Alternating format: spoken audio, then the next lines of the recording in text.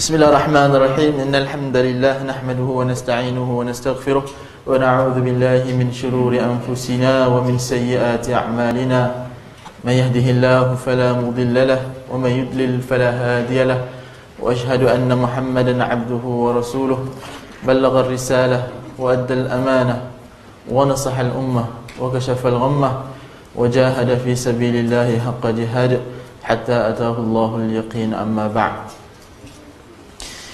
Alhamdulillah, syukur kepada Allah Subhanahu wa taala kerana masih lagi kita diberi ruang dan masa serta kesihatan serta taufik dan hidayah daripada Allah Subhanahu wa taala untuk kita bersama-sama di dalam halaqah ataupun pengajian kitab Umdatul Ahkam yang dikarang oleh Abdul Ghani Al-Maqdisi rahimahullahu taala. Baik, alhamdulillah, kita telah pun masuk kepada hadis yang ataupun bab yang ke ataupun bahagian tayammum.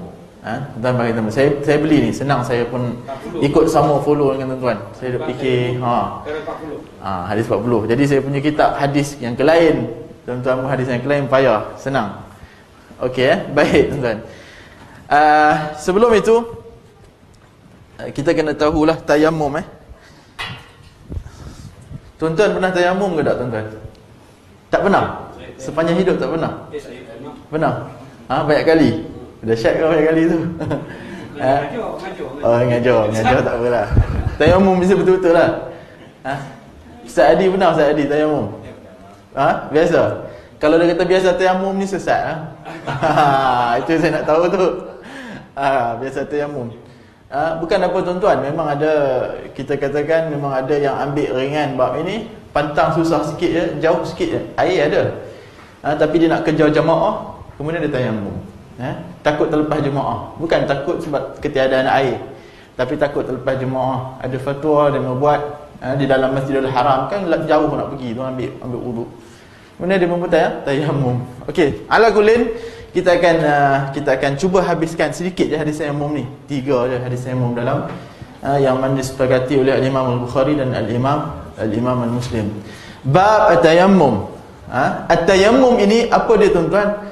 Tayammum dalam bahasa Arab yang bermaksud al-qasad. Qasad ni apa? Sengaja. Qasad ni adalah niat. Qasad. Niat. Seperti mana kata Al-Imam Syafi'i, ilmi ma'i haithuma yamamtu. Ilmi ma'i, dia kata, Imam Syafi'i kata dalam syair dia kata, ilmu itu bersama aku haithuma yamamtu yanfa'uni. Yamamtu, bila kata yamamtu, aku berniat, nawaitu. Qasadtu, maka aku berhajat. Berhajat kepada apa? Berhajat kepada turab, berhajat kepada tanah. Itu maksud dia. At-tayammum ini tuan-tuan, dia ada, para ulama selisih lah nanti. Adakah dia itu azimah ataupun rukhsah? Adakah dia itu azimah ataupun rukhsah? Panjang kalau nak cerita azimah atau rukhsah. Biasa kumpulan tuan-tuan biasa dengar pasal rukhsah. Rukhsah ni adalah keringanan. Jadi para ulama mengatakan, ada yang mengatakan azimah, ada yang mengatakan rukhsah. Pendapat yang pertengahan, rukhsah bagi mereka yang sakit, azimah ialah bagi mereka yang tidak ada air. Azimah ni maksudnya kena buat. Rukhsah ni boleh pilih antara dua. Rukhsah boleh pilih. Kalau azimah ni kena buat macam tu. Kena buat. Dia keringanan tapi kena buat. Okey, at-tayammum ni kisah dia tuan-tuan, bagaimana ianya diturunkan, bagaimana at-tayammum ini Allah Subhanahu wa taala syariatkan ketika mana Aisyah radhiyallahu anha bermusafir bersama Nabi sallallahu alaihi wasallam. Ketika mana Aisyah kehilangan rantai dia. Qiladah. Aisyah pinjam rantai daripada Asma. Kemudian hilang rantai dia itu. Kemudian mereka pun mencari satu malam bermalam, sehinggalah tempat itu tidak ada air. Kemudian turunlah ayat tayammum. Tapi sebenarnya kalau panjanglah kisah dia, rupa-rupanya rantai itu dia dekat bawah unta tunggangan. Unta tu naik je, lepas dah okey, dah fresh, dah tak jumpa dah. Unta tu naik je, tengok ada dekat bawah unta. Rupanya dekat situ dia melekat. Maka dia pun jumpa. Okey, at-tayammum dalam Al-Quran Allah Subhanahu wa taala bagi tahu dalam ayat yang sama mula Allah ceritakan tentang ya ayyuhallazina amanu, wahai orang beriman, idza qumtum ila shalah faghsilu wujuhakum wa aydiyakum ila al-marafiq wamsahu bi ru'usikum wa arjulakum ila al-ka'bain. Allah ceritakan tentang ayat wudu, kemudian Allah cerita apa? Wa in kuntum marda aw ala safarin aw jaa ahadun minkum min al-gha'id aw lamastumun nisa falam tajidu ma'an fatayammamu sa'idan tayyiba. Kata Allah Subhanahu wa taala, apabila kamu itu di dalam dalam musafir, ataupun kamu itu ataupun kamu marda, ataupun kamu sakit, ataupun kamu lepas buang hajat, ataupun kamu lepas bersama isteri, aw lamastumun nisa, ataupun kamu bersama isteri, kemudian kamu tak jumpa air, fatayammamu sa'idan tayyiba, maka kamu perlu bertayamum dengan sa'id, dengan tanah, dengan debu yang suci.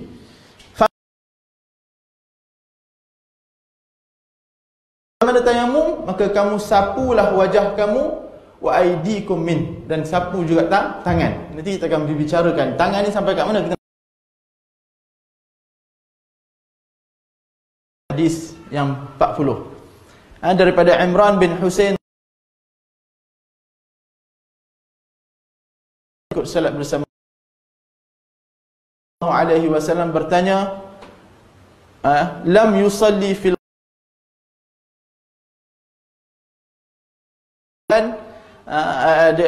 hadis ni potong ni, hadisnya ra'a rajulan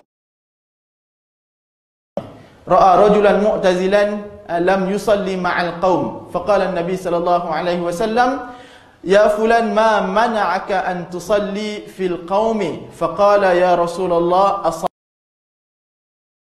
as-sama'a faqala yakfi alayka bis-sa'id fa in alayka bis-sa'id fa innahu yakfi. Imran bin Husain, tuan-tuan, Imran bin Husain ini dia ni Islam dia pada tahun ke-7 Hijriah. Dia bapa dia kemudian dengan Abu Hurairah. Dan dia ni sangat zuhud, tuan-tuan. Dia ni sangat zuhud, sangat wara' dan sangat kuat beribadah. Sehinggalah pada zaman Khalifah Umar hantar dia pergi menjadi waliul Basrah, untuk mengajarkan agama kepada penduduk Basrah. Tuan-tuan, dia ada kisah yang menarik. Bila kita katakan mengenai perawinya Imran bin Husain ini, dia ini masyhur dengan orang yang malaikat bagi salam dekat dia. Hatta malaikat berjabat tangan dengan dia. Ini makruf dalam riwayat Bukhari pada tuan-tuan. Malaikat bagi salam, malaikat jabat tangan dengan dia. Satu ketika dia dengar hadis daripada Nabi sallallahu alaihi wasallam. Ada orang tanya. Orang yang bertanya itu adalah Hanzalah. Hanzalah tanya, dia kata, wahai Rasulullah, dia kata, mula-mula dia dengar, dia kata, aku bersama dengan kamu ni, jiwa aku ni raqiq, jiwa aku menjadi lembut, aku ni mengingat kepada akhirat. Kemudian bila aku pulang kepada keluarga aku, benda tu semua aku lupa. Bermain dengan anak, sehinggalah aku seolah-olah lupa. Keadaan tu tak sama dengan Rasulullah. Bila bersama dengan Rasulullah, rasa macam dekat dengan akhirat, seolah-olah dah nampak akhirat depan mata. Bila balik, no. Jumpa keluar nak pergi jumpa Rasulullah, dia kata nafaqal Hanzalah. Hanzalah telah munafik. Dengan keadaan beginilah, dia kata. Abu Bakar pun tanya, apa siapa yang kamu kata nafaqal Hanzalah? Dia kata, ceritalah begini. Kalau kata Abu Bakar tu samalah, aku pun macam tu. Waktu duduk kat kuliah, waktu balik main, tambah-tambah main sekarang, main game. Tapi kalau duduk waktu kuliah, boleh ingat Tuhan, alhamdulillah. Tapi tuan-tuan, apa kata Nabi sallallahu alaihi wasallam lepas dia ni? Nabi kata, kalaulah kamu boleh keadaan sentiasa bersama, keadaan kamu ni sentiasa boleh macam yang kamu duduk dengan aku, maknanya sentiasa ingat Allah, sentiasa ingat akhirat, sentiasa merasa risau tentang akhirat, maka kata Nabi, la safatkumul malaikah, malaikat akan bersalam dengan kamu. Tapi kata last kali Nabi kata walakin sa'atan sa'ah. Kata Nabi lakin slow lah. Tak payahlah nak. Tak payah nak. Masa muka kan. Hari-hari jumpa pun kenapa tak senyum? Oh, teringat pasal akhirat. Slow-slow. Kenapa nampak sedih je? Oh, aku risau akhirat. Sepanjang masa. Nabi kata walakin sa'atan sa'ah. Slow-slow. Ada waktu kala memang waktu tu kita memang perlu ingat Allah. Ada waktu memang semua kita kena ingat Allah. Tapi jangan, Nabi kata jangan kamu ekstrim. Dalam hadis riwayat yang lain Nabi kata wala yushadda dina ahadun illa ghalabah. Satu orang yang dia ekstrim, dia syadid dalam buat amalan, dia takkan syadid dalam buat amalan kecuali last kali dia akan tewas. Last kali dia akan tewas. Inilah berlaku dekat Abdullah bin Amr bin Al-As. Abdullah bin Amr bin Al-As ni dia subhanallah, dia memang kuat ibadah. Dan dialah Abdullah bin Amr ni yang dia puasa tak iftar. Dia baca khatamkan Al-Quran dalam satu malam. Sehingga kata Nabi SAW, jangan buat begini. Kalau paling nak lahir kat dia lah hadis tu. Mula puasa 3 hari setiap bulan, 2 hari setiap minggu, ataupun paling banyak adalah puasa Nabi Daud. Kemudian Nabi kata setiap bulan 1 kali. Last sekali jangan kurang 3 hari baca Quran. Jadi kat Abdullah bin Amr bin Al-As. Tapi bila waktu dia tua, Abdullah bin Al-As baru terasa. Yang kisah Quran dibaca mulai cepat kata 3 hari. Mungkin dua orang yang sama Allah. Tapi yang Abdullah bin Amr bin Al-As, dia sehinggalah waktu ketika dia tua dia tak larat. Betul? Ke Abdullah bin Auf? Yang saya tahu Abdullah bin, ni kita cek balik. Barakallahu fiik. Jazakallahu khair. Sehinggalah waktu tua dia tak larat. Dia kata kalaulah aku ambil rukhsah Nabi sallallahu alaihi wasallam. Sebab apa dia tak suka waktu benda yang dah biasa, waktu tua dia dah tak larat dah. Dia dah biasa kan dalam keadaan banyak buat ibadat, kemudian dia tak larat. Okey, ala kullin, kat mana kita masuk tadi? Imran bin Husain. Imran bin Husain ini, sehinggalah dia ni sampai waktu sakit, dia pernah sakit sampai 30 tahun. Sampai bila dia dengar yang hadis tadi ni, bila dia dengar yang hadis yang kata kalaulah kamu boleh sentiasa ingat Allah, boleh sentiasa keadaan kamu ketika dengan Nabi kat luar macam tu sekali kamu boleh ingat, la safatumul malaikah. Dia pun cuba usaha, sehingga memang berlaku. Dia waktu sakit 30 tahun pun dia memang sentiasa akan beribadah kepada Allah Subhanahu Wa Taala. Dia sentiasa dengan keadaan ibadah dia. Sehinggalah dikatakan sehingga malaikat datang bagi salam kepada dia.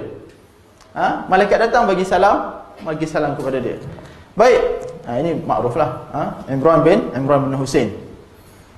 Okey, satu ketika hadis ni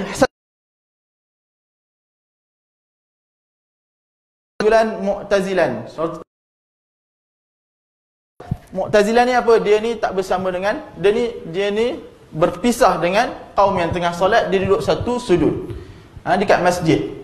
Bila dia duduk satu sudut dekat masjid, Nabi nampak, Nabi kata ma mana'aka an tusalli ma'al qaum. Apa yang menghalang kamu untuk bersolat bersama puak-puak tu, sama mereka yang tengah solat. Tuan-tuan lihat ni lihat, ini ada satu latf, ada satu kita panggil hikmah seorang. Apabila kita nak tanya orang, apabila kita nak tegur orang, kita jangan terus hang ni pemalas, kenapa tak solat? No, Nabi tanya sebab.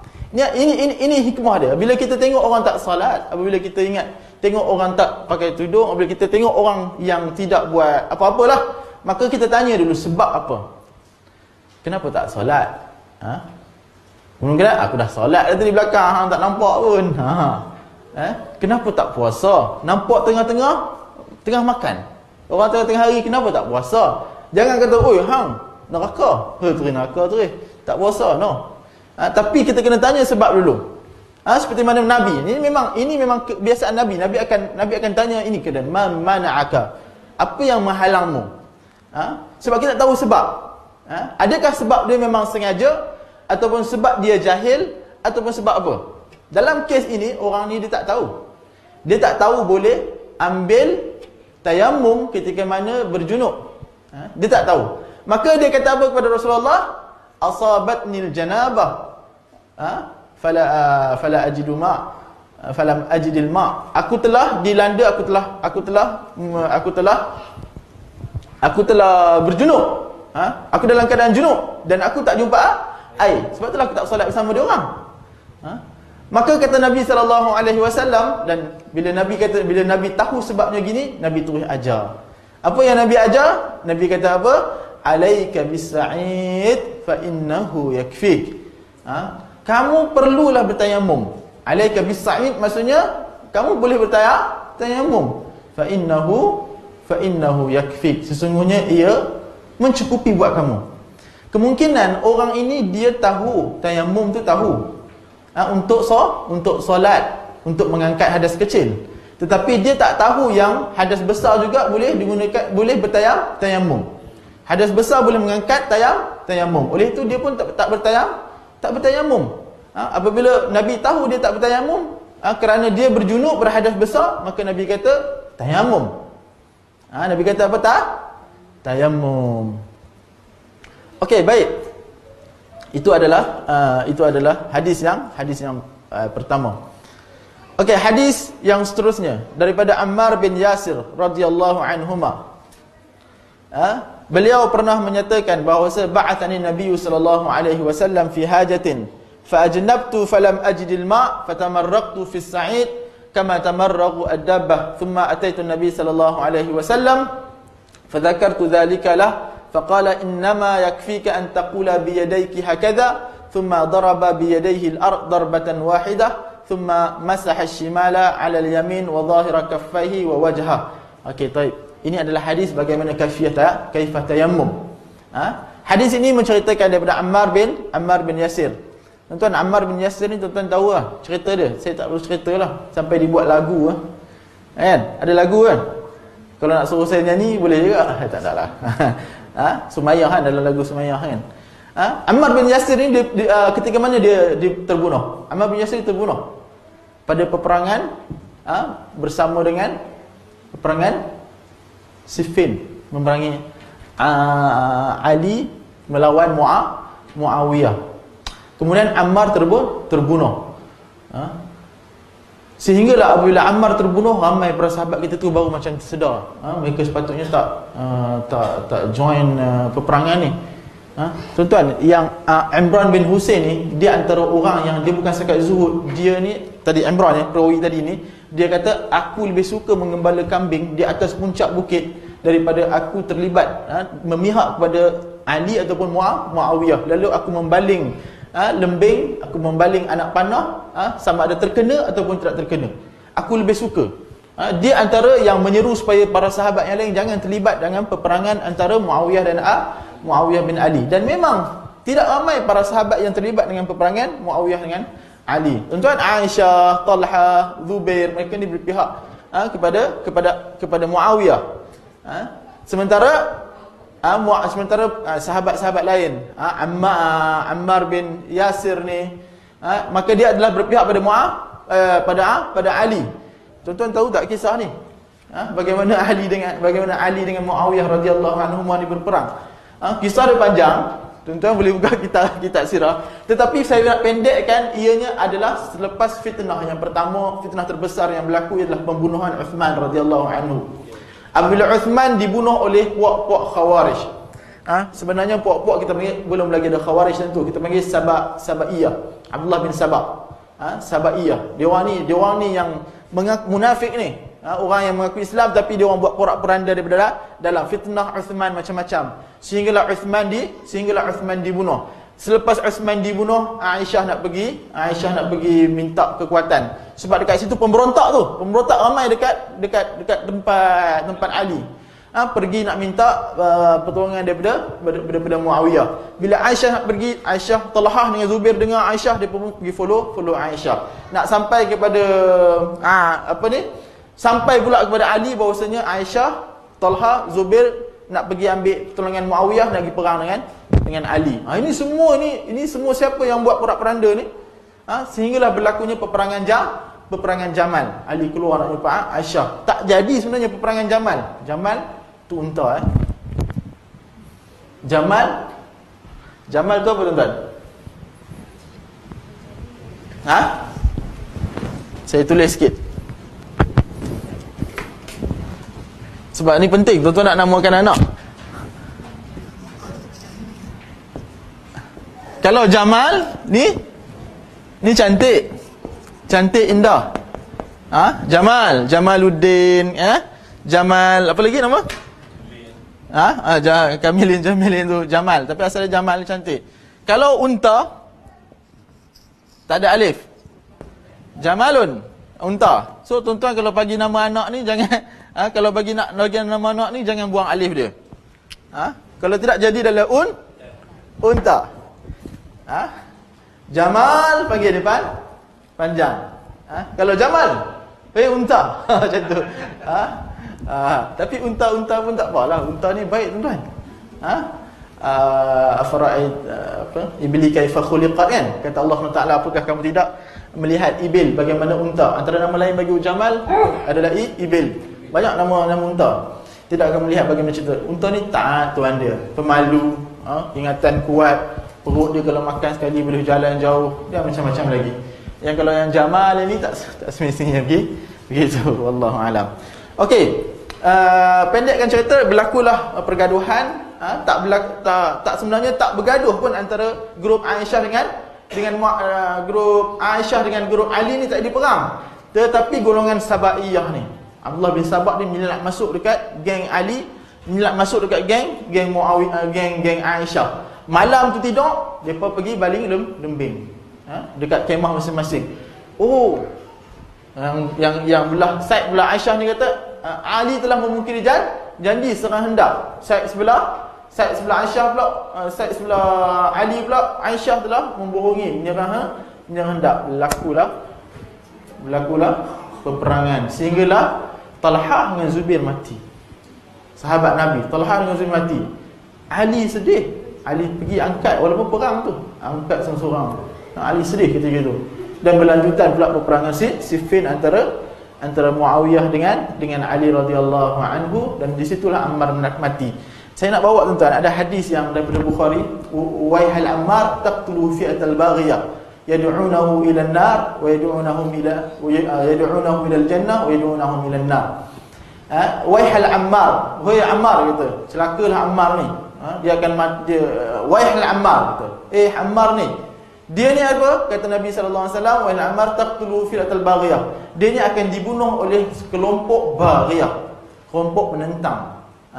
Sedangkan Ammar ini yad'uhum ilal jannah. Ammar ini menyeru mereka kepada syurga, sedangkan mereka tu menyeru Ammar kepada neraka. Ini tuan-tuan, hadis ni Abdullah Al-Harri Al-Habashi. Dia ambil hadis ni, dia kata Muawiyah ni siapa? Muawiyah fasiq. Muawiyah ni buruk. Muawiyah ni mata maitatan jahiliyah, mati dalam keadaan mati jahiliyah. Kemudian macam-macam lah dia ta'an pada Muawiyah. Saya malas panjang lagi nak cerita pasal Habashi lagi panjang pula. Tapi apakah mauqif kita?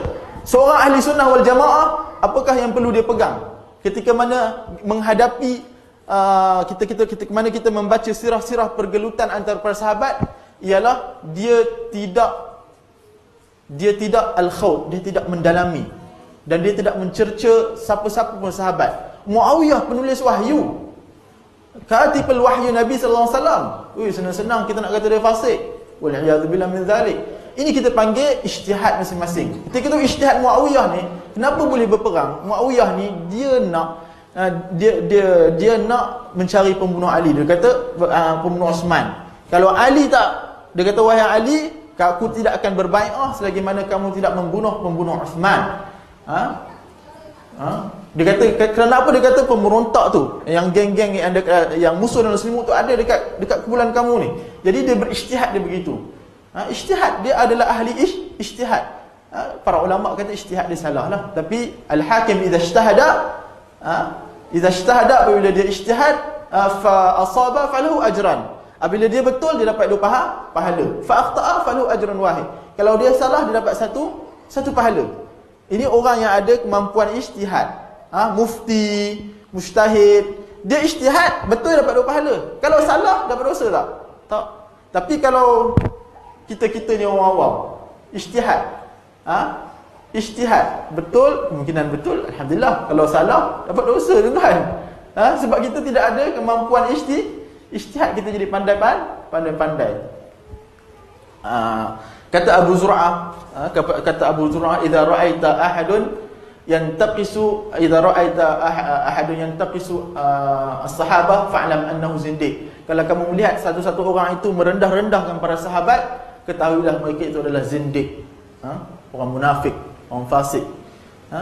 Okey, baik. Jauh kita lari. Saya nak cerita Ammar bin Yasir ni, dia terbunuh. Dia dibunuh, dan siapa yang bunuh dia bukan sahabat pun. Bukan sahabat pun.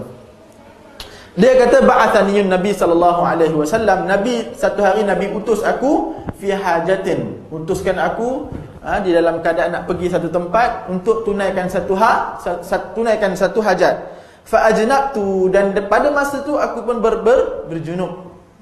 Aku pun berhadas besar. Fa ajnabtu, dahlah berjunub. Falam ajidil ma'a, tetapi aku tidak menjumpai air. Fatamazzaqtu kama tamazzaqud dabbah. Dia kata apa? Aku pun berguling-guling dekat atas padang pasir tu, seperti mana seekor dabbah, seekor haiwan berpusing-pusing dekat atas padang pasir. Sebab apa? Sebab sebab nak junub. Nak mandi junub, sebab mandi junub ratakan air ke seluruh badan. Jadi dia ijtihad ketika ni lah, dia ijtihad sebab dia ijtihad kata sebab tak sampai lagi ayat tayamum kat dia. Hadis tak sampai lagi, maka dia pun fikir begitu. Maka dia pun berpusing-pusing dekat atas tanah. Tapi dia bagi tahu kat Nabi. Fadzakartu, dia tak buat senyap je. Dia bagi tahu tu benda kepada Nabi. Fadzakartu zalika ila Nabi sallallahu alaihi wasallam. Kemudian apabila aku datang kepada Nabi, aku pun bagi tahu. Kata Nabi, innama yakfika an taqula bi yadayhi kadza. Kata Nabi sallallahu alaihi wasallam, sesungguhnya yakfika, dah cukup an taqula bi yadayhi kadza. Dia nak suruh kamu buat. Kamu buat macam ni. An taqula bi yadayhi kadza ni, kamu buat macam ni. Nak tunjuk tu. Thumma daraba bi yadayhi al-ard. Kemudian dia buat apa? Dia tepuk tangan dia, kedua-dua tangan dia biyadai, 2 tangan, al-arda. Tepuk. Kemudian buat apa? Thumma masaha. Masaha apa? Apa cuba tengok tuan, sebab saya nak ni. Masaha apa? Ayo shimalu ala yaminhi. Maksudnya dia basuh tangan dulu. Dia sapu tangan dulu. Tayamum ni sapu tangan dulu ke sapu muka dulu? Hadis ni sapu tangan dulu ke muka dulu ni? Tangan dulu. Itu saya nak tuan-tuan sedar tu sikit, bukan sedar lah. Ada buku kan. Saya nak tengok tu. Dalam hadis ni sapu, thumma masaha shimaluhu ala yaminuhu. Kemudian macam ni. Thumma masaha shimaluhu ala yaminuhu. Kemudian dia buat apa? Wa zahiru kaffaihi wa wajhah. Kemudian zahir. Ni zahir kaffai, ni belakang kaffai. Zahir kaffai. Ni shimaluhu, kemudian zahir kaffai, kemudian wajah. Kaffai ni sampai sini, kaffai. Bila kita kaf, ini sampai kaffai, rusuk sampai kat sini. Ni kaffai. Pergelangan tangan. Okey, ada 2 kemusykilan dalam hadis ni. Kita akan tengok. Yang pertama, hadis ni dia start dengan tangan baru muka. Yang kedua, dia sampai ke pergelangan tangan. Okey, yang biasa kita buat ataupun biasa kita belajar ialah mula-mula tepuk pertama muka. Tepuk kedua tangan kanan sampai ke siku, tangan kiri pula sampai ke siku, patah balik. Takmim kena sempul isti'ab, kena semua. Kalau sunnahnya tepuk sumatan, dalam hadis riwayat lain sumatan fuhu. Hadis yang sama tadi tu dia tiup, tanfuhu tiup. Itu yang biasa kita buat. Okey, mari kita lihat hadis ni pula. Okey, hadis ni hadis yang diriwayatkan oleh Al-Imam Al-Bukhari dan Al-Imam Al-Muslim. Apabila ia diriwayatkan oleh Imam Muslim dan Al-Imam Al-Bukhari, dia adalah di tahap sahih yang tidak ada syak lagi. Dan hadis ini menyatakan bahawasanya yang pertama dia buat dia sapu tangan dulu. Dan yang kedua kemudian berwajah, dan yang kedua dia buat macam mana? Sapu sampai ke siku saja, kafain. Sampai ke pergelangan. Pergelangan siku pula, sampai ke pergelangan tangan. Bagaimana Al-Imam Syafi'i boleh mengatakan sampai ke siku dengan 2 kali tepukan, kemudian tepukan pertama wajah, tepukan kedua sampai siku. Ni saya nak terang sikit supaya mana kita tak senang-senang mengatakan alah, mazhab Imam Syafi'i itu tak ada dalil. Ni payah. Kita belajar, kemungkinan kita nak merojehkan pendapat lain. Tetapi iyaka, jauhilah kita daripada kita mengatakan oh tu tak sunnah, tu tak ada dalil. No, tuan-tuan. Ada hadis daripada Daraqutni. Ada hadis dia kata at-tayammamu darbatan. Dan hadis inilah yang menjadikan bukan Imam Syafi'i sendiri, tabi'in Muhammad, tuan-tuan, Sufyan Ats-Tsauri, majoriti yang mengatakan dua kali tepukan sehingga satu sampai ke siku. At-tayammamu darbatan. Ni riwayat Daraqutni juga Tabrani. Tayammum tu dua kali tepukan. Ad-darbatu lil wajhi wa darbatu lil yadaini ila al mirfaqain. Tepukan pertama ialah pada muka, tepukan kedua adalah pada tangan sampai kepada siku. Hadis ni riwayat Daraqutni. Dan para a'immah mensahihkan hadis ni. Hadis diriwayatkan oleh Ibnu Umar.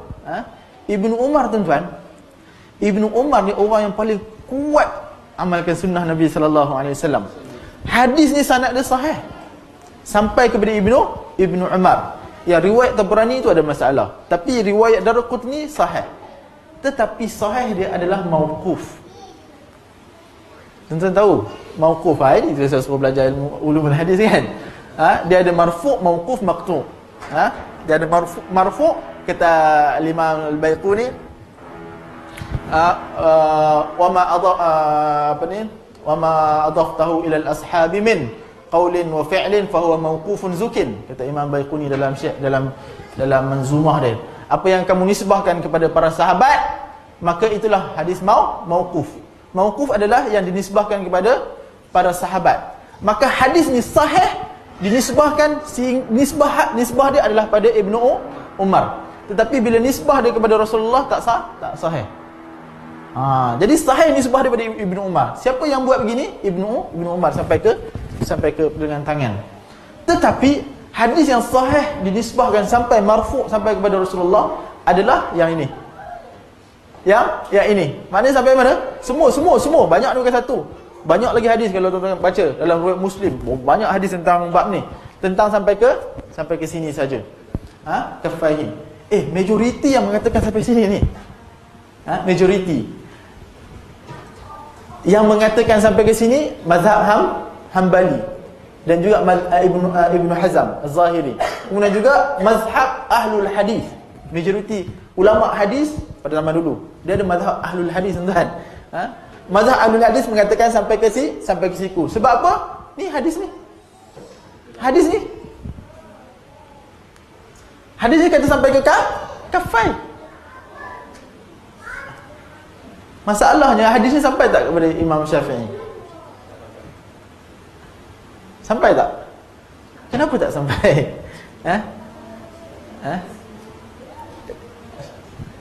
Sampai. Tapi jawab Imam Syafi'i, ini adalah sekadar hadis ni sekadar Nabi nak ajar. Sekadar Nabi nak ajar, sekadar Nabi nak tunjuk je. Sekadar tu saja. Sebab itulah tepuk pun sekali. Ala kulin, tuan-tuan, kalau kita lihat zahirnya dalam bab ini, kalau tuan-tuan belajar kitab, ada satu kitab ramai juga antara ada sebahagian mazhab Syafi'i juga, mereka pun merojeh Ada sebahagian mereka pun merojehkan pendapat al-Imam Mazhab Hanbali ni. Sebab pada sini dalilnya kuat. Okey, kita lihat pada ayat tadi. Apabila Allah berfirman dalam surah idza kuntum ila salah faghsilu wujuhakum wa aydiyakum ila al-marafiq. Allah kata apa? Apabila kamu nak dirikan solat, maka kamu basuh muka, kemudian wa aydiyakum, tangan kamu sampai ke siku. Okey, baik. Wa aydiyakum ila al-marafiq.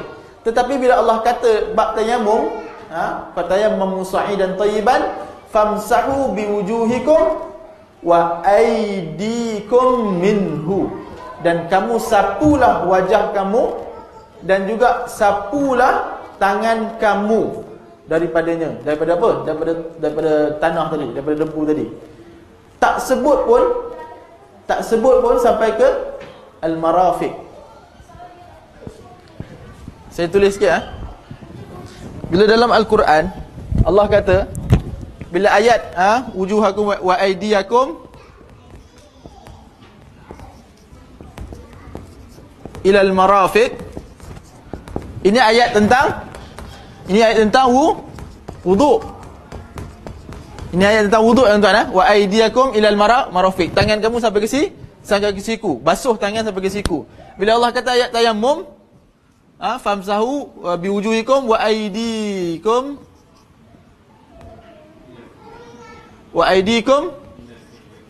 minhu, biwujuhikum wa aydikum minhu. Sampai tak ada ni tak ada. Tak ada sebut siku. Oleh itu mazhab Al-Hanbali dan dikuatkan dengan hadis ni mengatakan ID kat sini adalah sampai ke sini. Sampai ke pergelangan tangan. Sebab kat sini tak sebut ilal marafiq. Tak sebut sampai ke siku. Namun mazhab Syafi'i pula dia mengatakan ayat ni adalah mutlak. Mutlak ni bebas. Ayat ni adalah mutlak ni wa aidikum. Bebas. ID ni mana? ID ni sampai ke bukan sampai ke siku. Ni semua ni ID ni. Ni tangan ni. Mana bila kita tangan mana? Daripada jari sampai ke pangkal. Sampai ke pangkal lah tangan ni. Ni tangan. Okey, so dekat mana? Dekat mana nak basuh tangan? Ayat wuduk kata sampai ke mirfa ilal marafiq. Sampai ke siku. Okey, clear. Maknanya sapu sampai ke siku. Bila ayat tayammum tak sebut sampai ke siku. Sampai ke mana? Wa aidikum ni sampai ke mana? So al-Imam Syafi'i kata sampai ke siku juga. Dia mengikat ayat ni. Dia kata ini mutlak, ayat ni bebas. Yang mengikatnya adalah di ayat atas ni. Yang mengikatnya, yang menerangkan muqayyad. Ini perbahasan ni mutlak muqayyad lah. Ini usul fiqh ada, kita belajar ulumul hadis. Siapa nak jadi ustaz kena belajar lah benda-benda gini. Dia boleh faham. Tapi saya nak cerita je. Makna kata hujah Imam Syafi'i pun ada. Dia kata kat sini. Cumanya tuan-tuan, bila kita kata begini, saya nak kata sebab dia apa? Sebab wuduk dengan sebab tayammum apa? Hadas, betul tak? Berhadas sebab kan? Sebab dia hadas. Hukum dia apa? Hukum dia apa? Hukum dia apa? Wuduk. Kalau wuduk guna air, wajib guna air. Kalau tayammum guna debu tanah. Hukum lain. Sebab dia sama, hukum dia lain. Bila kita nak tarik ayat yang umum kepada ayat yang khusus ataupun mutlak muqayyad, yang bebas kita nak ikat, maka kita kena sama dua sebab dengan hukum. Kalau hukum ni dua-dua ni boleh guna air ataupun sebab, maka baru kita boleh ikatkan. Ini payah sikitlah kalau dia, sebab kita kena belajar mutlak muqayyad dulu. Mutlak ni dia bebas, ayat dia tu. Aidikum, ID ni mana? Bebas. Dia tak terikat sampai ke mana. Ayat wuduk dia diikat muqayyad, ikat sampai ke siku. Jadi Imam Syafi'i dan mazhab Syafi'i kata ayat yang mengikat ni ayat yang mengikat muqayyad. Ini ayat mutlak. Ini diikat, ayat ni diikat oleh ayat yang di atas. Mana kita sampai ke siku juga. Dan dikuatkan dengan hadis Daruqutin tadi. At-tayammum darbatan. Tayammum dengan dua kali, satu kali dekat muka, satu kali dekat ni. Tetapi tuan-tuan, ala kulin, kalau tanya saya dalil yang paling kuat ialah yang pertama tadi, riwayat Daruqutni, dia hanyalah Mauquf. Dia walaupun sahih tapi dia mauquf. Dia adalah amalan sahabat. Dan amalan sahabat laisa bihujah. Amalan sahabat, praktikal sahabat, dia tidaklah jadi hujah, tapi dia boleh menguatkan hadis yang dhaif. Amalan sahabat, hadis mauquf dia bukan jadi hujah, tetapi dia boleh menguatkan hadis yang dhaif. Dan dia tidak lagi boleh jadi hujah kalau lagi-lagi kalau dia bertentangan dengan hadis yang hadis yang marfu'. Dekat sini hadis yang sampai kepada Nabi yang sahih adalah hadis apa? Ammar tadi. Hadis Ammar bin Yasir. Bagaimana Nabi buat? Bagaimana Nabi buat? Sampai ke sini. Dan ada hadis yang lain, yang tentang basuh muka dulu, kemudian basuh sampai ke kafai, kedua tangan juga. Tapi muka dulu, bukan basuh, sapu muka dulu, lepas tu bawa ke kafai. Riwayat Muslim dan dalam riwayat Bukhari juga. So mana satu sebenarnya ni? Muka dulu ke tangan dulu? Tapi hadis ni ada dia takut. Hadis ni adakah dia takut? Adakah hadis ni bercanggah dengan hadis-hadis yang lain? Hadis yang lain kata muka dulu, baru tangan. Hadis ni pula kata tangan dulu baru muka. Okey, jawapan dia ialah dalam mazhab Syafi'i wajib tertib. Antara wajib adalah tertib. Maksudnya kalau kita tangan dulu basuh muka tak sah. Tuan-tuan, tak sah. Dalam mazhab Hanafi dia kata dalam tayammum tak wajib tertib. Apa dalil dia? Ni hadis Ammar tak wajib tertib. Tetapi yang kuat adalah al-Imam Syafi'i, mazhab Syafi'i, wajib tertib. Sebab apa tuan-tuan? Dalam bab ini dia kata wa bila ada wa fatayammu sa'idan, ayat ni thumma masaha kaffaihi wa wajhahu. Alaysa kadhalik? Dia sapu tangan dia kemudian wajhu. Bila ada wa, bahasa Arab bila ada wa, dia tidak menunjukkan tertib. Dia tidak melazimi, dia tidak lazim tertib. Sebab apa tuan-tuan? Sebab macam ni saya bagi contoh. Saya pergi ke kedai, wa masjid, wa rumah Pak Somad, wa rumah sendiri. Adakah maksudnya mula-mula saya pergi kedai, kemudian baru saya pergi ke rumah Pak Samad, kemudian baru saya pergi ke masjid, kemudian baru saya balik rumah sendiri? Adakah menunjukkan gitu tertib dia? Tak semestinya. Betul tak tuan-tuan? Tak semestinya. Kemungkinan kita kata saya pergi masjid dulu, tapi wa kat situ. Wa dekat situ tidak menunjukkan la yadullu ala tertib, tidak menunjukkan tertib. Jadi kita katakan pada hadis ni tak menunjukkan tertib. Hadis ni tak menunjukkan tertib. Wa dekat sini. Sedangkan dalam Al-Quran suruh, dalam Quran dahulukan wajah, kemudian barulah tangan. Dari situ kita dah mana lebih kuat? Al-Quran lah, dahulukan wajah dan tangan. Yang kedua, hadis ni tentang tayammum disebabkan oleh mandi junub, ganti kepada mandi junub. Hadis yang lain tayammum mula dengan wajah dan tangan adalah ganti kepada wudu. Tayammum tak ada tertib. Siapa kata tayammum wajib tertib? Wajib tak tertib tayammum? Wajib tertib tak tayammum? Tak wajib. Wajib ke kepala dulu, lepas tu barulah badan? Wajib tak? Sunat. Tuan-tuan tiba-tiba turun badan dulu ke, kemudian baru kepala, tak ada masalah. Yang penting dia niat dua. Niat ratakan kepada seluruh badan. Tak kisah mula daripada mana, tangan dulu ke, kaki dulu ke. Okay, boleh faham? Tetapi tayammum ataupun wudu wajib tertib. Betul kan? Wajib tertib. Sebab Allah bagi tahu ni, idza kuntum ila salat faghsilu wujuhakum, yang pertama, wa aydiyakum ilal marafiq. Kemudian tangan sampai ke siku dan seterusnya, tertib. Dan Nabi SAW tak pernah buat tanpa tak tertib. Inilah jawapan dia. Maka kita boleh katakan, kalaupun boleh tayammum itu tanpa tertib, maka di dalam bab ganti wuduk, ganti janabah. Ini hadis ni. Ganti janabah. Ada kekeliruan tak? Saya takut saya terpergi tinggi sangat. Cuma saya nak fahamkan kenapa hadis ni mulakan, kenapa hadis ni mulakan dulu daripada tangan sampai ke si tangan. Tangan sampai tangan, kemudian baru ni. Okey, clear Clear dua benda ni? Clear kan? Ada apa pertanyaan? Ada apa kekeliruan mengenai tangan sampai ke siku? Kenapa tangan sampai ke siku? Kenapa tangan sampai ke kaf? Kenapa tangan sampai ke, berapa kali? Yang ketiga, berapa kali? Hadis ni darbatan wahidah. Hadis ni adalah satu kali tepukan saja. Saya pergi main dengan tu. Tu ada kawan banyak, pergi main sekali. Pergi main. Pandai. Cepat pergi main. Kawan.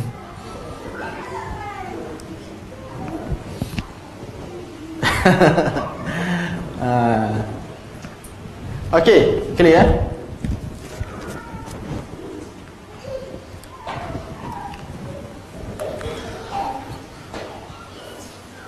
Saya cuma nak tambah sikit antara syarat-syarat tayamum. Tuan-tuan, syarat-syarat tayamum yang pertama, ini tuan kena ingat. Yang pertama, dia mestilah kita tahu, ni syarat sah tayamum. Syarat sah tayamum, kita tahu bila masuk waktu. Yang kedua, kita tayamum setelah masuk waktu.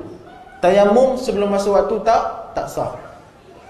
Sebab dalam Al-Quran tadi, auja ahadukum minal ghaid aw lamastumun nisa falam tajidu ma'an fatayammamu. Nak salat. Tayammamu maksudnya dah mesti kena masuk waktu. Tak jumpa air. Tak jumpa air ni banyak masalah, tuan-tuan. Tak jumpa air ni, nanti kita masuk kepada sebab-sebab yang boleh tayamum. Adakah tak jumpa air ni 20 km, 10 km, 5 km, ataupun kat rumah tak ada air, sebelah rumah ada air, dah boleh tayamum dah. Okey, tu saya kita tengok. Itu yang pertama tadi apa? Kita tahu masa waktu. Yang kedua, kita tayamum setelah masuk waktu. Yang ketiga, untuk satu solat, satu fardu, satu tayamum. Satu fardu, satu tayamum. Boleh tak dua fardu, dua tayamum? Satu tayamum. Satu waktu, saya ambil wuduk setelah masuk waktu zuhur, saya tayamum setelah masuk zuhur, kemudian saya solat zuhur. Masuk waktu asar, saya gunakan tayamum yang sama untuk solat asar. Boleh atau tidak? Tak boleh. Kecuali mazhab Hanafi mazhab Hanafi boleh. Jama'a baina tayammumin wahid. Dia boleh jama'. Persoalan dia, boleh tak buat jama' guna satu tayamum? Antum nak buat solat jama' ni, musafir solat jama', kena dua kali tayamum ke satu tayamum? Dua solat tu kan? Satu tayamum. Dua tayamum je. Dua tayamum. Mazhab Hanafi lah satu tayamum. Mazhab Hanafi. Dia rajahkan Ibn Taymiyah. Tapi majoriti kata dua. Hatta Al-Hanabilah, mazhab Hanbali, mazhab Syafi'i tidak boleh kumpulkan satu tayamum dengan dua. Maknanya hatta walaupun solat jamak kena buat dua kali tayamum. Okey. Apakah sebab-sebab yang membolehkan tayamum?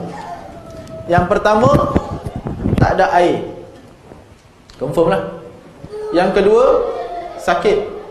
Dalam ayat Quran kan, sakit, dia risau sakit. Yang ketiga, ada air tapi sikit. Air tu ada, tuan-tuan, tapi sikit. Dia boleh untuk dia minum. Maka dekat situ dah boleh dia tayamum. Yang keempat, jauh. Air tu jauh daripada dia. Maka dia boleh tayamum.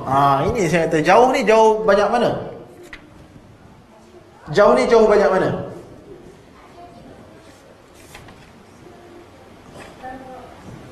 Bu'dal ma'anhu. Jauh tu jauh daripada mana? Jauh tu kalau dalam mazhab Syafi'i 2.5 km. 2.5 km. Maksudnya kalau dia tahu 3 km ada air, dia dah boleh tayamum. tempat dia tu dalam lingkungan 2.5 km tak ada tidak ada air. Ini dalam fiqhul manhaji. Kalau 2.5 km tak ada air dalam lingkungan dia, maka dia dah boleh tayamum dah.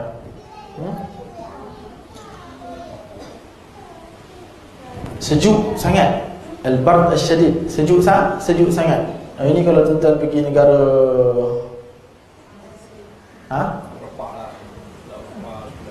yang belah mana, yang negara yang dia orang pakai rumah Eskimo.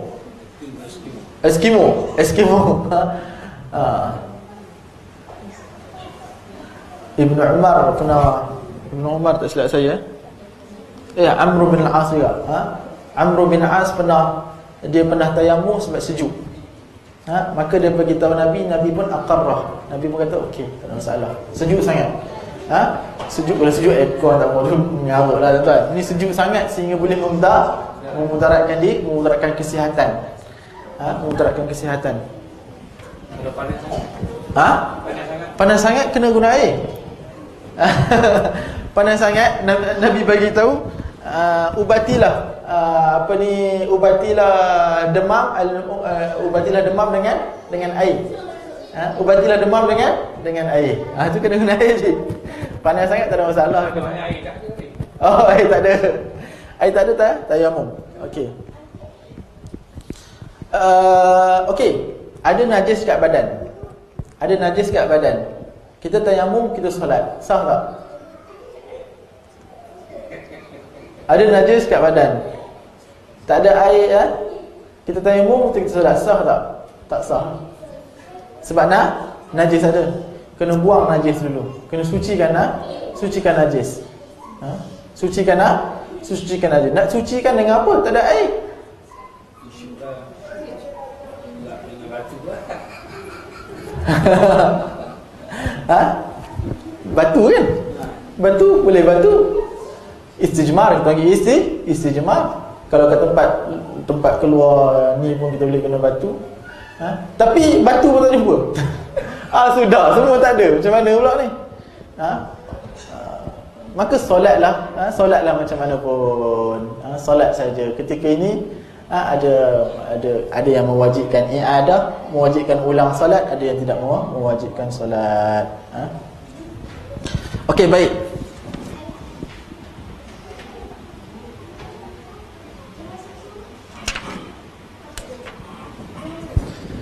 Ada persoalan tak? Selain pada debu, kita nak tayamum. Soalan ni baik. Soalan sangat baik. Fatayammamu sa'idan tayyiba, kata Allah Subhanahu wa taala. Tayammamu sa'id. Sa'id ni apa?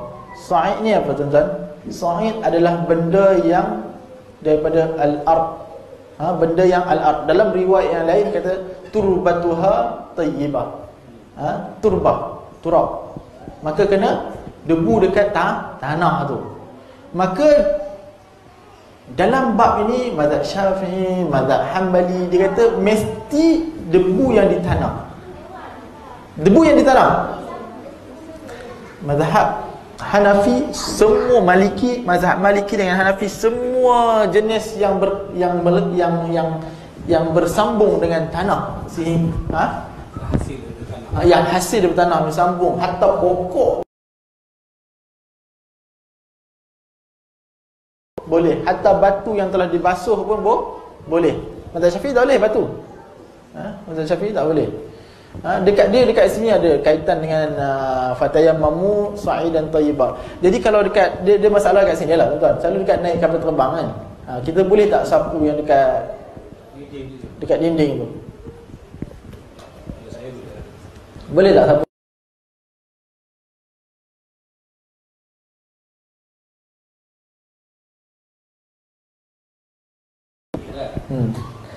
Ada satu hadis Nabi pernah sapu kat dinding. Dinding ni tak ada masalah tuan-tuan. Sapu kat dinding ni tak ada masalah. Dia bersambung dan dia asal daripada tanah. Dinding. Nabi pernah pergi satu ziarah satu orang, tak ada air. Nabi buang air besar, kemudian Nabi sapu ke dinding. Dan Nabi sapu ke dinding, tangan dan muka dan tangan dan muka. Maka di sini dia asal daripada tanah dan ada debu dia. Kalau yang bukan daripada asal tu, ni meja boleh tak? Semua okeylah. Dia macam ni lah tuan-tuan Dia macam ni. Kalau dalam mazhab Syafi'i memang tak boleh lah. Tetapi di sana ada mazhab yang membolehkan. Dan kemungkinan ini adalah satu keringanan dan rukhsah buat kita ketika mana kita payah macam ni. Ketika mana kita tak ada tanah, debu, dia mesti debu. Kita tidak dekat atas flag. Tetapi afdalnya adalah kita keluar daripada khilaf. Bagaimana nak keluar daripada khilaf? Bawalah debu. Tak boleh, hospital tak boleh. Bukan hospital ni, kat atas flag. Atas flag. Tempat-tempat tertentu debu tak digunakan. Flag boleh, flag. Kan kita ada jual tu. Itu untuk keluar daripada khilaf, saya kata. Al-aula yang lebih aula ialah apabila kita sapu daripada debu, satu orang ulama pun tak kata tak sah. Semua kata sah. Maknanya kita keluar dari khilaf. Yang aula lah, yang pertama. Tapi kalau tak bawa debu ni senang, tak nak bawa. Tanah kat tepi rumah tu bawa. Tapi lah ni ada orang jual dah tu. Yang ada orang jual tu. Itu adalah yang paling aula. Itu adalah yang paling aula. Tapi benda senang je kan. Ambil tepi rumah aja sebenarnya. Bubuh dalam tisu. Dah, tak lagi. Kemudian darbah dia sekali je. Kita dah belajar ni. Sekali je. Itulah yang paling kuat. Sekali muka terus tangan. Macam ni ke tangan. Sekali darbah, sekali tepuk, buka tanah tu, tepuk sekali. Muka. Kemudian dah. Masalah sekarang. Ada ustaz dulu mengajar debu tayamum ni 3 kali dua dulu. Dia bukan 3 kali, dia 2 kali ni. Dia jadi cerita benar ni. Okey. Muka tu dibuat 3 kali. Tangan pun sama. Macam mana 3 kali? Macam tu? Susah. Dalam mazhab Syafi'i, dia pun sama menjadi musta'mal. Bila dia jadi musta'mal, banyak kena guna tanah. Sebab bila dah tepuk sini, kena tepuk tempat lain pula. Tepuk sini pula. Kena tepuk kalau 3 kali, berapa banyak tu? Dia banyak. Dia 2 kali 2 kali dalam mazhab. Tapi 2 kali. Tepuk pertama ini yang sabit dalam mazhab. Tapi kalau yang lebih-lebih tu itu wallahu a'lam lah. Itu kalau kadang-kadang itulah kita kata kita ni lebih daripada, kita ni buat lebih daripada ni pun. Tetapi yang paling kuat sebenarnya, yang paling sahih ialah apa yang kita belajar dalam hadis ni. Darbatan wahidah, clear dalam ni menunjukkan darbatan. Bukan dalam hadis ni sebenarnya. Banyak hadis lagi ni. Banyak hadis semua darbatan wahidah sekali, kemudian sapu wajah, kemudian tangan. Al-kaffain. Yes.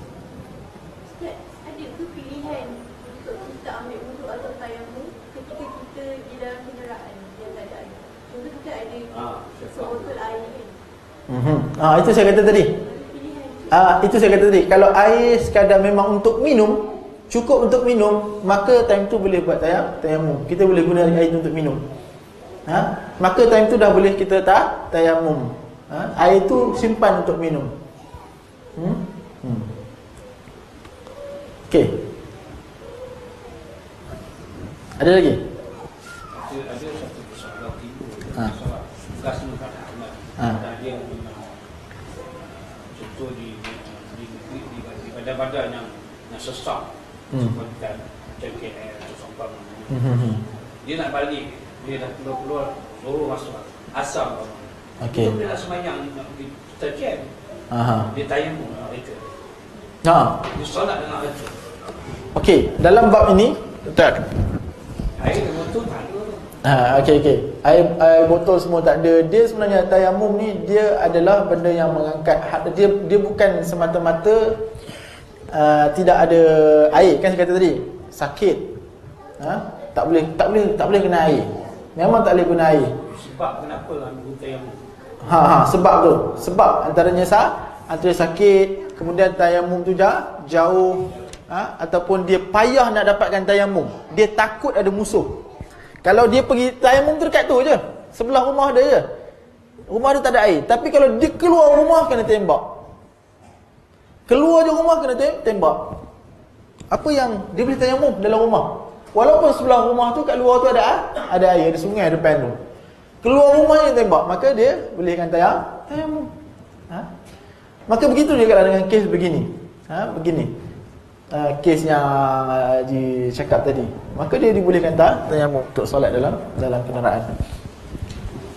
Okey. Kita habiskan hadis yang ketiga.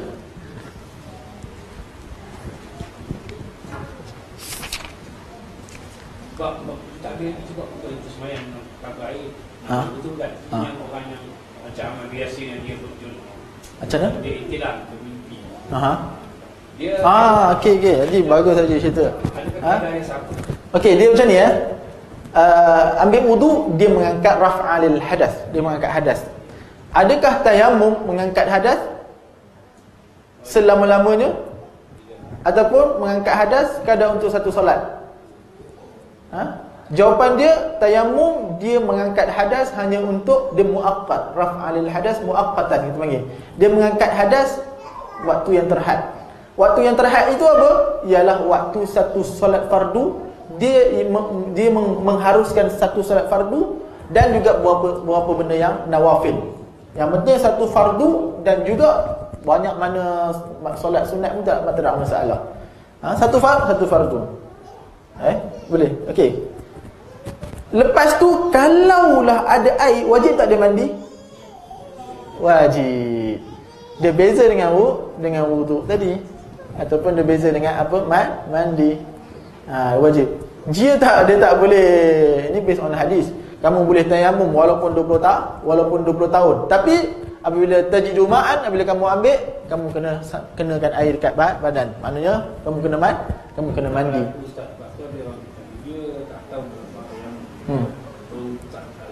Dia nak solat tayamum tak faham. Ketika dia berjunuk.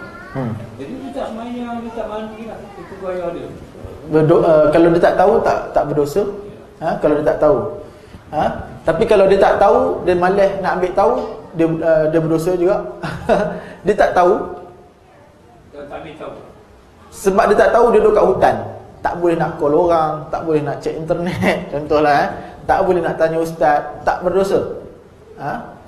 Tapi kalau dia duduk dekat tengah phone ada, dia tak nak ambil tahu lah, tak. Aku rasa dia duduk ijtihad dia sendiri gitulah. Duduk rasa-rasa. Padahal wasail, dia nak bertanya boleh, dia nak rujuk orang boleh, dia nak cek kat internet boleh, semua sekarang. Maka ketika itu dia berdosa. Jawapan dia wajib tak dia ulang? Yes, kena ulang lah. Solat-solat yang ditinggalkan tu memang kena ulang. Kena ulang. Baik. Soalan tu bagus saja. Saya banyak benda sebenarnya tapi hari ni bila saya tak salin, jadi dia terabur sikit.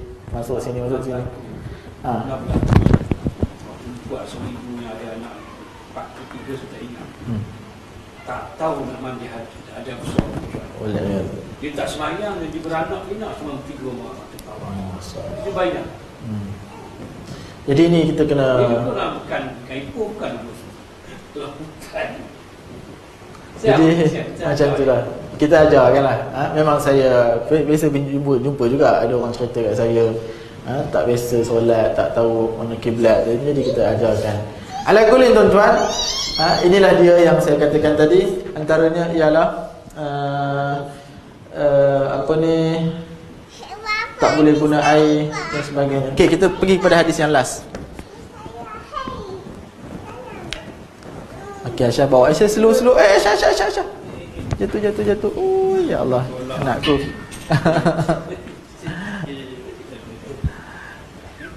Ni nak balik kampung lagi ni.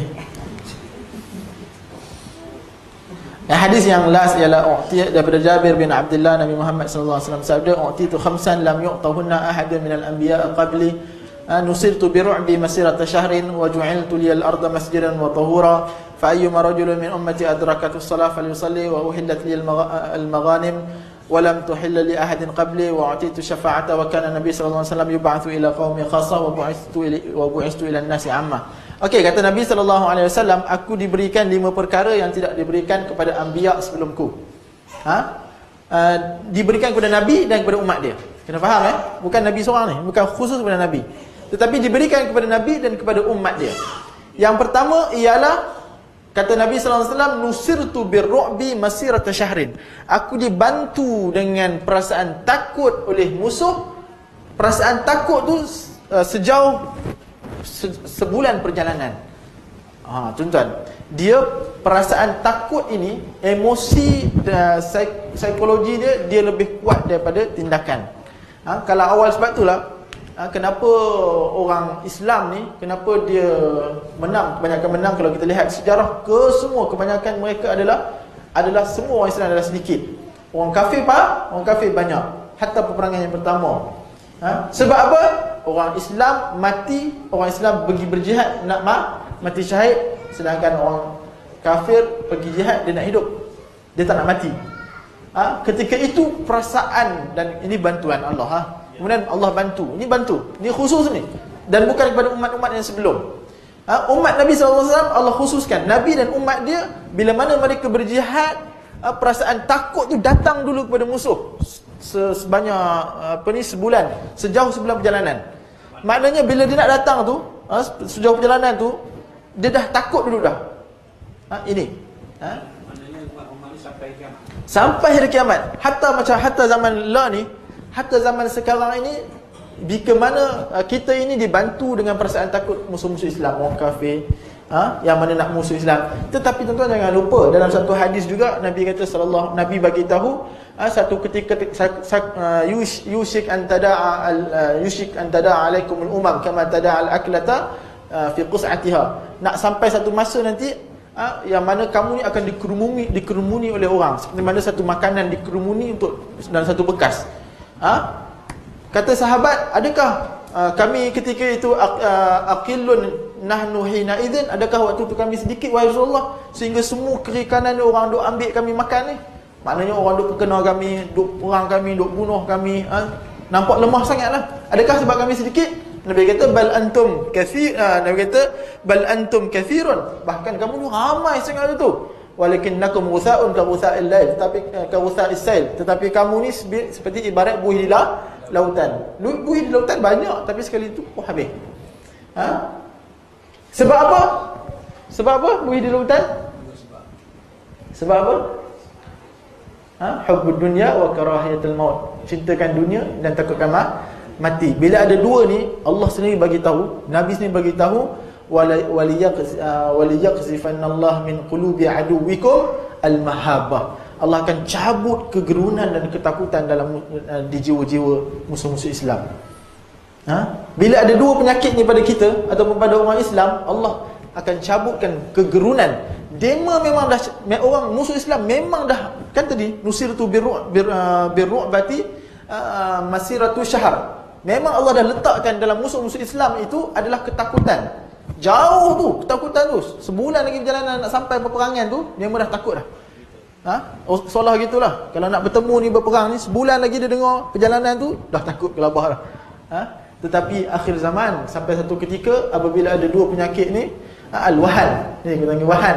Satu penyakit ni. Nabi kata apa? Sebab apa penyakit al-wahan? Sahabat tanya, apa itu wahan? Wahan ialah hubbud dunya wa karahiyatul maut. Bila ada penyakit wahan, maka Allah akan cabut kegentaran yang ada dalam jiwa orang kafir.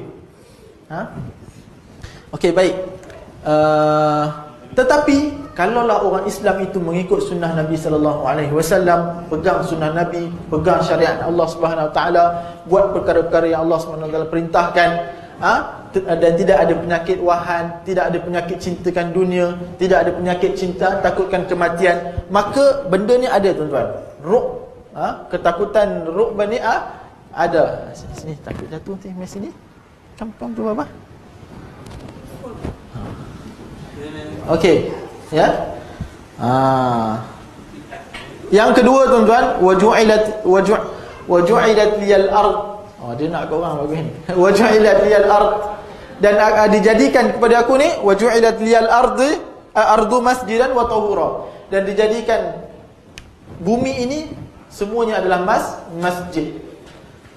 Semuanya adalah bersih. Fa ayyuma rajulun min ummati adrakat us-salah falyusalli. Mana-mana tempat yang kita tengah berjalan, tiba-tiba masuk waktu, maka kita boleh solat dekat situ.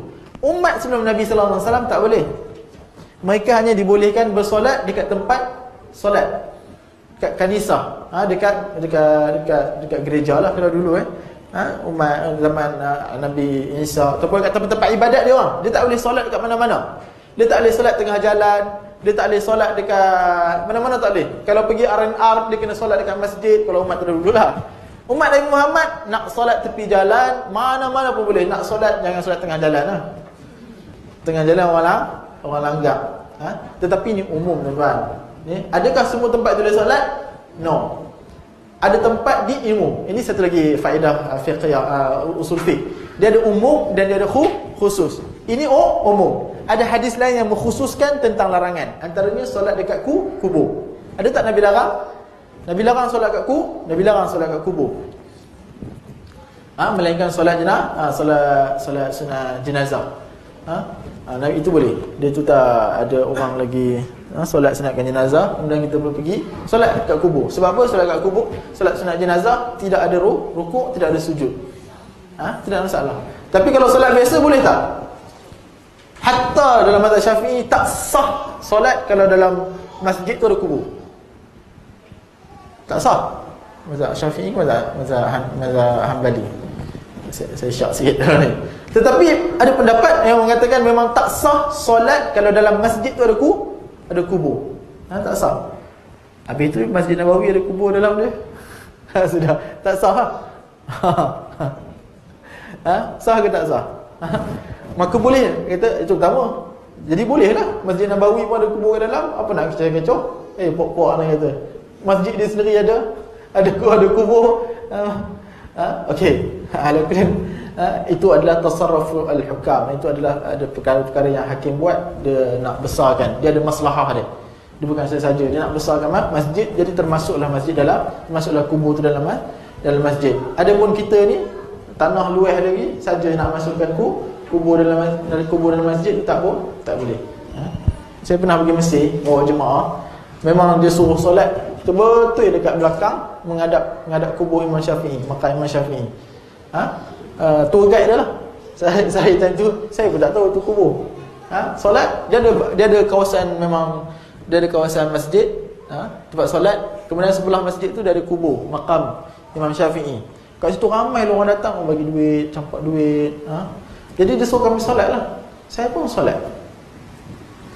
Bila saya solat saya perasan depan ni kubur ni. Dia tinggi lah. Nak buat macam mana? Kita pun dah imam. Lepas tu saya suruh imam solat balik. Pergi singgah Masjid Azhar, solat balik. Haram. Ada yang kata sah, tetapi perbuatan tu haram. Solat tu sah, perbuatan tu haram. Hadis last. Memang hadis last. Wa ju'ilat liyal ard masjidan wa tahura. Masjid adalah, ardi ni adalah masjid dan tahur. Mana kata tahur ni maksudnya kita boleh jadikan tanah ni sebagai tempat kita solat selagi mana tak nampak ada seketul najis kat situ. Selagi mana tak nampak ada tempat tu kotor, selagi mana tidak bukan dekat kubur, maka kita dibolehkan untuk solat. Yang ketiga ialah wa uhillat liyal maghanim, dan aku dihalalkan harta rampasan perang. Umat sebelum, apabila mereka berperang, dia kumpulkan harta rampasan, kumpulkan satu tempat, tak boleh ambil. Bila ada orang nak ambil, Allah hantar api daripada langit, terbakar harta rampasan. Tetapi umat Nabi Muhammad Allah benarkan. Hatta ada portion dia kepada Nabi, dan sebagainya. Dan yang seterusnya Nabi beritahu ialah wa'utitu syafa'ah. Wa kana Nabi sallallahu alaihi wasallam yub'atsu ila qaumihi khassa wa bu'istu ila an-nasi 'amma. Aku diberikan syafaat. Nabi-nabi yang lain tidak ada syafaat, tuan-tuan. Nabi-nabi yang lain tak ada syafaat. Sehingga dalam satu hadis syafaat tu kan, mula-mula orang pergi kepada Nabi Adam. Nabi Adam kata pergilah kepada Nabi Nuh. Sesungguhnya aku malu, aku pernah buat dosa makan buah daripada pohon khuld, kena ditubuhkan. Pergi kepada Nabi Nuh. Nabi Nuh berkata, pergilah minta kepada Nabi Musa. Sesungguhnya aku malu dengan Allah. Aku pernah meminta supaya Allah Subhanahu Wa Taala ampunkan dosa anak aku yang kufur. Kan? Kita betul nak tenggelam tu. Pergi kepada Nabi Musa. Nabi Musa suruh pergi kepada Nabi Isa. Nabi Isa pula suruh pergi kepada Nabi Muhammad. Bila sampai kepada Nabi Muhammad kata apa? Okey, tunggu. Nabi Muhammad pergi sujud kepada Allah Subhanahu Wa Taala. Ini kita panggil maqam mahmuda. Kan kita lepas ini syafaat terbesar, syafaatul uzma, syafaat terbesar Nabi adalah maqam mahmuda. Maqam mahmuda tu apa? Kan yang kita doa selalu lepas solat tu, lepas azan tu. Apa doa dia? Allahumma rabb hadhihi ad-da'wati tammah wa salatul qa'imah ati Muhammadin al-wasilah wa ba'athhu maqaman mahmudan alladhi wa'adta. Dah. Dalam riwayat lain tambahan innaka la tukhliful mi'ad. Tetapi yang tengah-tengah tu itu riwayat yang mungkar. Yang apa? Allah semaqam ya fadil. Allah semaqam alladhi wa'adta. Sebelum tu. Okey, baik. Maqam mahmuda ialah maqam tempat untuk berdirilah mahmud yang dipuji ketika mana pada hari kiamat nanti semua orang menanti untuk dihisap. Sebab ni dihisap ni semua orang menanti. Punya panjang hari itu tak tahan tuan-tuan, dalam keadaan telanjang, dalam keadaan matahari dekat. Semua orang menanti untuk dihisap. Kemudian itu yang pergi kepada nabi-nabi ni tolong sampailah pergi kepada Nabi Muhammad, dan Nabi Muhammad terus sujud kepada Allah SWT untuk mohon untuk dihisap. Kemudian Nabi akan sujud dan Nabi akan bila dah bangun, okey, barulah akan dihisap. Kemudian habis hisap dulu siapa? Umat Nabi Muhammad. Ini yang akan masuk syurga dulu ialah umat Nabi Muhammad, umat kita lah, kita yang akan, amin, moga-moga kita akan masuk syurga dulu. Wallahu alam bisawab. Nabi sallallahu alaihi wasallam diutuskan kafah. Nabi diutuskan adalah kepada seluruh umat, bukan kepada umat Arab saja, seluruh umat. Hatta bukan bani kaum bukan kepada manusia saja, hatta jin sekali Nabi diutuskan. Ini semua untuk semua. Wallahu alam. Ada pertanyaan? Ada persoalan berkaitan tayamum? Apa munasabah hadis yang last dengan tayamum? Kenapa hadis last ni diletakkan dalam bab tayamum? Apa kaitan dia? Waktu itu khamsan lam yu'tuhunna kepada para anbiya. Munasabahnya ialah ju'ilat liyal ard masjidan wa tahura. Dijadikan aku ini seluruh tempat ni masjid dan ard ni suci. Al-ard ni suci. Sebab itulah kita boleh ambil tayamum dengan al-ard, dengan sa'id yang ada dekat al-ard tu. Itu dia. Wallahu a'lam bisawab. Kalau tidak ada pertanyaan, insya-Allah kita akan bersambung pada bab haid. Lepas ni bab haid kan, tuan-tuan? Bab haid.